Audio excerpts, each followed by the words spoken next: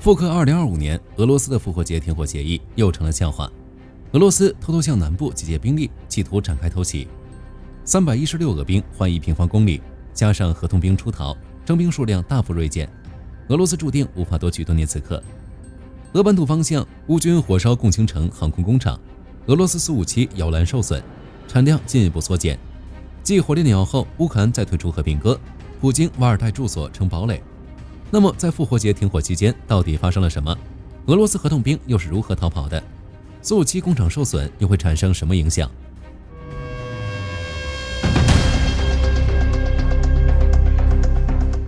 停火协议还得从4月11日说起。当天下午，俄罗斯单方面宣布进入复活节停火时间，预计持续到12日午夜，满打满算32个小时。对于俄罗斯这种突然的善意，泽连斯基和希尔斯基默契地翻了个白眼，表示你停我就停，你打我就打，只要俄罗斯的海陆空不作妖，乌克兰也绝不主动惹事。泽连斯基甚至还想趁机提议把停火扩大，推动一下和平进程。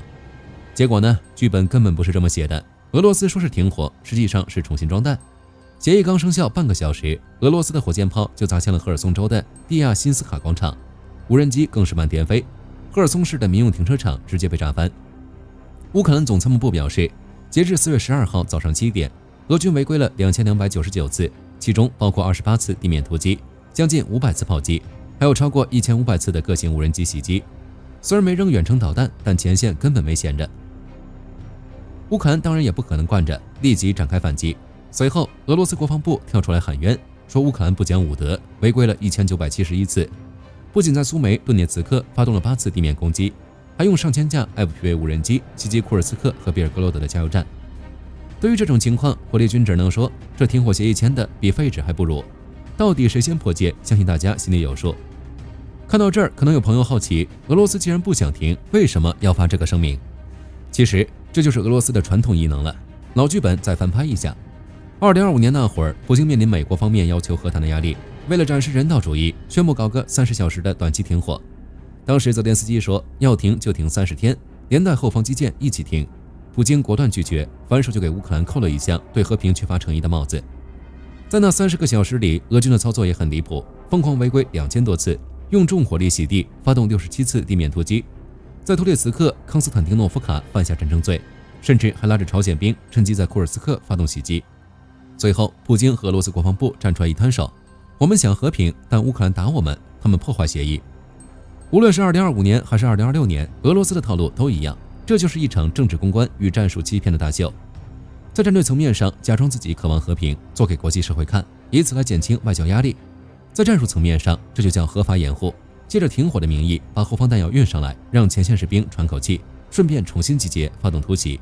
在胡利埃伯勒方向，俄军正在大幅调兵，每天都有多达65辆运输车通过，外加50辆装甲车。乌军的反攻恰恰就是从这里发起的。看来俄军是准备借停火的名义集结兵力。乌克兰也知道俄罗斯那些离谱操作，从未有松懈的迹象。火力军估计新一轮的大战即将打响。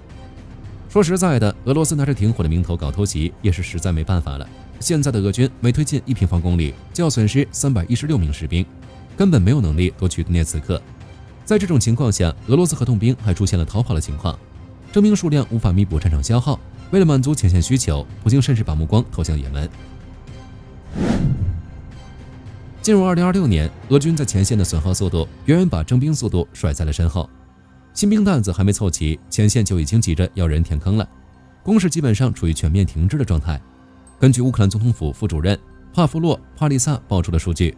因为损失实在太惨重，俄军从物理层面上已经不可能占领整个地区了。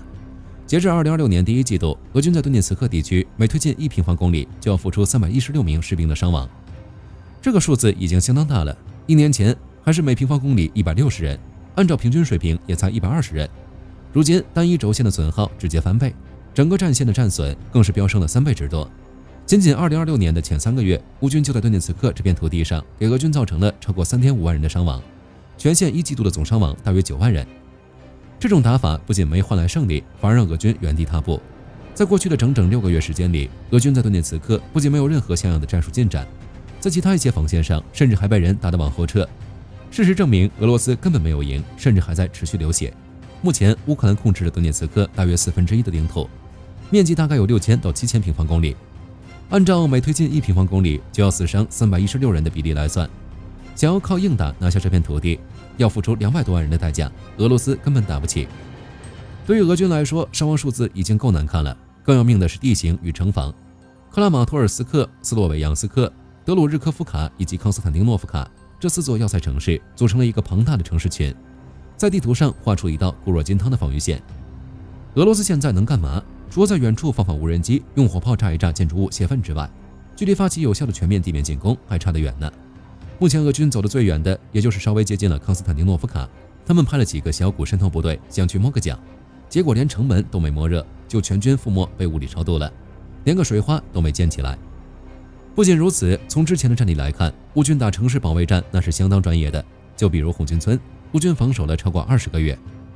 再看看哈尔科夫和库皮扬斯克，连同周边地区直接被乌克兰给解放了。最搞笑的是，俄军在今年搞的所谓春季攻势，首轮冲锋直接一头撞在了铁板上，短短几天之内，超过5000名俄军伤亡，几十支装甲车队被打成了冒烟的废铁，可以说是乘兴而来，连滚带爬的败兴而归。按照克里姆林宫的讲法，既然在战场上打不下来，战线又填不起，干脆就在谈判桌上忽悠，想利用一张嘴白嫖这1/4的顿涅茨克。可惜乌克兰也不傻，你在战场上拿不到的东西，凭什么觉得能在谈判桌上靠几句话拿走？怎么可能？俄罗斯打不下来也谈不了，那就只能出阴招了。除了这一点，俄罗斯征兵也出现了问题，囚犯兵宁愿砸碎火车玻璃跳车逃跑，也不愿去乌克兰当炮灰。根据奥斯传的爆料，俄罗斯楚瓦什共和国最近上演了一出好莱坞级别的大逃亡。6名跟军事监狱部门签了合同的囚犯兵，在被押送前往前线的火车上，不知道是吹风吹清醒了，还是突然看破了红尘，直接把火车的窗户给砸了个稀巴烂，集体跳车跑路了。至今这6位狠人下落不明，连莫斯科都尴尬，没好意思做出回应。连蹲大牢的囚犯都觉得去乌克兰前线比坐牢还可怕，这俄军前线的真实生存率估计已经没眼看了。其实在俄军里，士兵撕毁合同这种事早就不是什么新闻了。根据 NextA 新闻扒出来的数据，俄罗斯国防部原本给2026年定了个宏伟目标，计划要征召40万9千名合同军人，摊到每个月大概需要招募3.3万到3.4万人。结果现实狠狠给国防部扇了一巴掌，现在平均每天只能收到940份合同，好比老板给你定了1个亿的 KPI， 你每天却只能往回拿几百块钱的钢镚。更惨的是，签了字并不代表就真去送死。俄罗斯内部大体估算，有将近16%的兵员会半路蒸发，也就是差不多有6.5万名壮丁直接流失。兵力枯竭到了这个份上，大家现在应该明白，早些时候普京为什么非要死皮赖脸的搞那个所谓的复活节停火了吧？前线没人填坑，急需忽悠点时间喘口气。既然国内壮丁已经薅秃了，怎么办？去国外。金融时报报道，俄罗斯为了填补乌克兰战场的巨大窟窿，把镰刀挥向了也门。也门是个什么地方？大家也都知道，常年战乱，饥荒肆虐，民不聊生，老百姓每天睁开眼最大的愿望就是能吃口饱饭，找条活路。俄罗斯就盯上了这群走投无路的人，这事儿还不是俄罗斯一家干的，背后还有2位好兄弟拿辅助。伊朗在暗中全程操盘，胡塞武装则凭借地头蛇的关系网成了直接执行的黑中介，3家联手把也门变成了乌俄战争的人力资源后方基地。套路还是老样子，中介在也门忽悠，说俄罗斯那边有高薪的文职工作，干得好还能一步登天，直接发俄罗斯护照。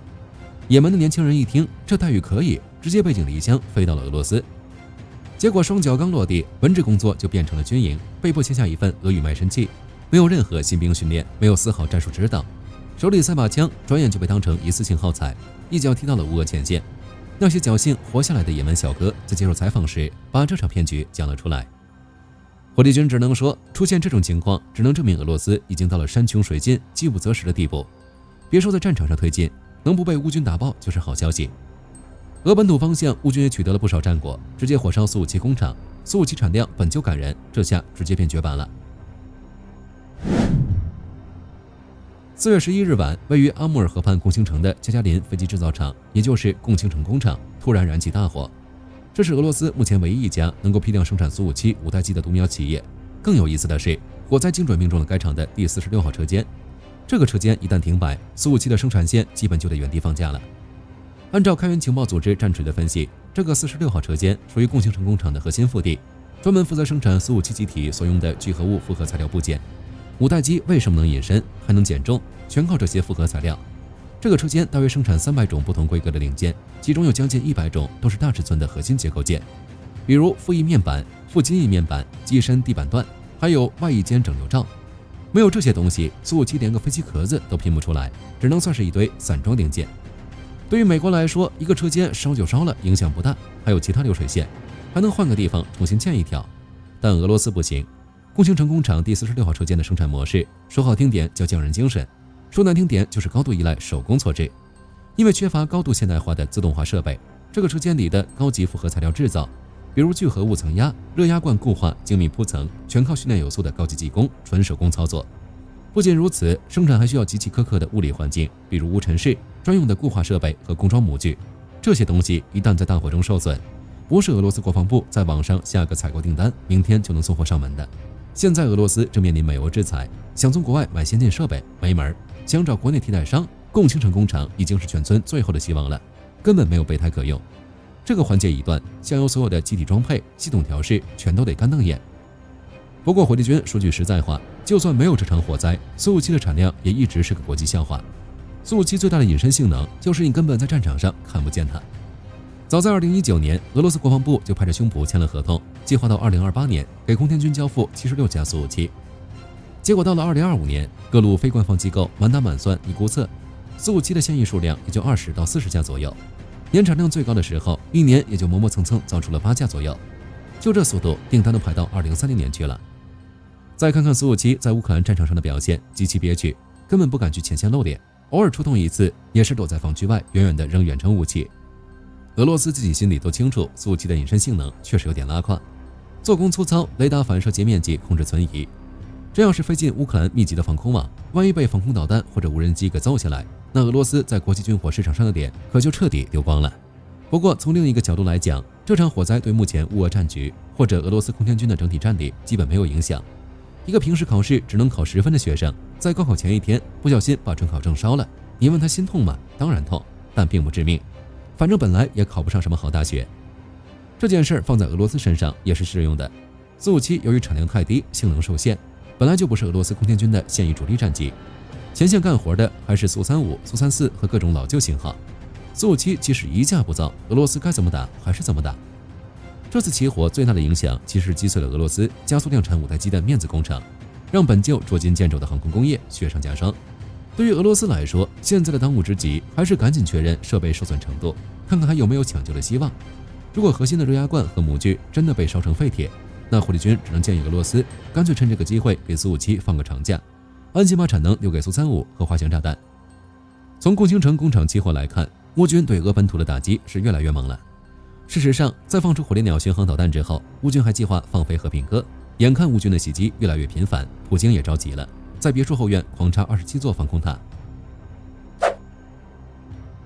名字越粉，打人越狠，这就是乌克兰最近在武器命名上搞出的新套路。之前研发火烈鸟导弹的火点公司又悄悄干了一件大事。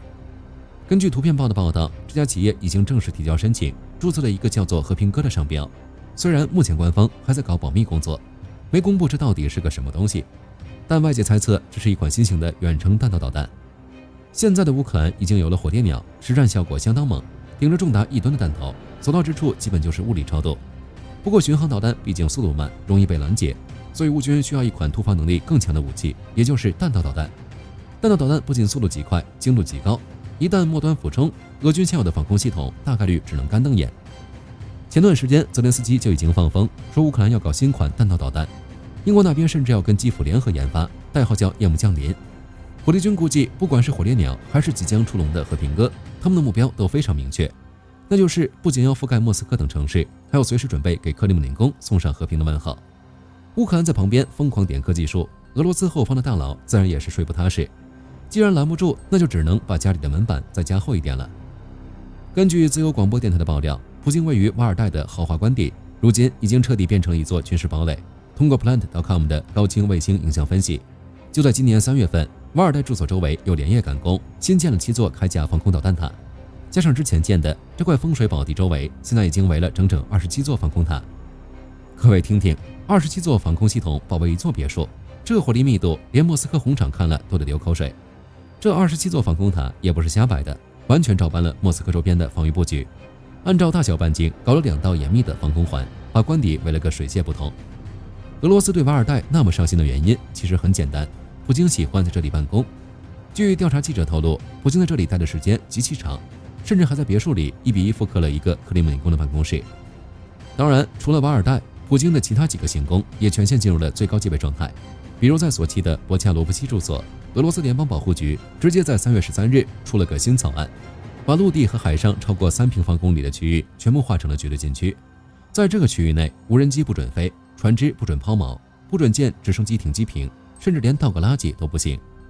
这还没完，从2023年到2025年期间，像新奥加廖沃、加里宁格勒地区的普京相关住宅也早就套上了类似的无死角保护罩。普京在后院疯狂叠甲，充分说明了一个问题：乌克兰的远程打击能力让俄罗斯高层感到了压力。火力军倒想看看这27座铠甲防空塔能不能拦住火烈鸟与和平鸽。好了，本期视频到这儿就结束了。各位觉得俄罗斯会在南线放弃新攻势吗？可以在视频下方留言，大家一起讨论。最后不要忘记点赞关注，我是火力军，下期见。好的，各位观众朋友们，我们频道一直在聊真实的军事资讯和武器装备，后台也经常有朋友问有没有值得推荐的入门级模型。今天就和大家分享一款近期接触到的产品。首先，它的外形还原度做得相当不错，比例准确，武器上的一些关键细节和标识也都有体现，材质也说得过去，拿在手上有不错的分量感。其次，它具备一定的可动性，对于理解基础操作原理有一定帮助，让它不仅是个静态摆件。综合它的做工和可玩性来看，价格确实比较亲民。对于想入门模型收藏，或者单纯想在桌上贴一个摆件的朋友来说，是一个性价比很高的选择。商品链接已经给你们上了，感兴趣的朋友可以自行了解。